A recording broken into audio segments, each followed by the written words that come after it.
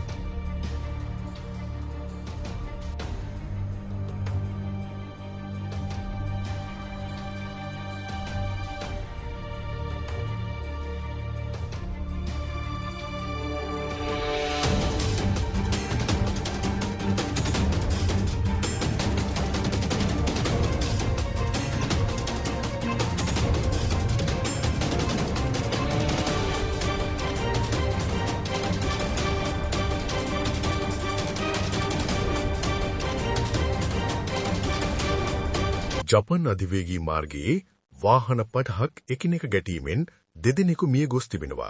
Tokyo වේ සිට kilometre 160ක් වයම දෙසින් පිහිටි ගුන්මා ප්‍රාන්තයේ මිනකාමීහි කන්නෙත්සු අධිවේගී මාර්ගයේ මෙම අනතුර සිදු වී තිබෙනවා.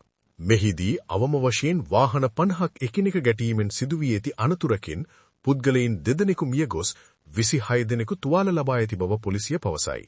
ට්‍රක් රථ දෙකක් අතර ගැටීමෙන් දාම ප්‍රතික්‍රියාවක් ඇති වූ අතර එමගින් අවම වශයෙන් වාහන 10ක් සම්පූර්ණ වශයෙන් ගිනිබත් වී ඇති බවයි ප්‍රාදේශීය පොලිසිය විසින් පවසා ඇත්තේ. මෙම ගින්න නිවා දැමීමට පැය 8ක් පමණ ගත වූ බවයි පොලිසිය විසින් පවසා ඇත්තේ.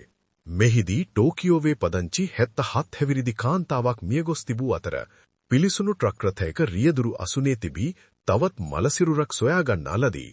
මෙහිදී පුද්ගලයන් 5 දෙනෙකු බරපතල තුවාල ලබා ඇති අතර 21 දෙනෙකු පමණ සුළු තුවාල ලබා ඇති බව පොලිසිය විසින් පවසා තිබෙනවා. අනතුර සිදුවන අවස්ථාවේ අධිවේගී මාර්ගයේ දැඩි හිමපතනය සම්බන්ධයෙන් අනතුරු එංගවීම් නිකුත් කර තිබෙනවා. අයිස් මතුපිට නිසා ට්‍රක් රථ මාර්ගවල ලිස්සා ගොස් මෙම අනතුරු සිදු වී ඇති බවයි පොලිසිය විසින් පවසා ඇත්තේ.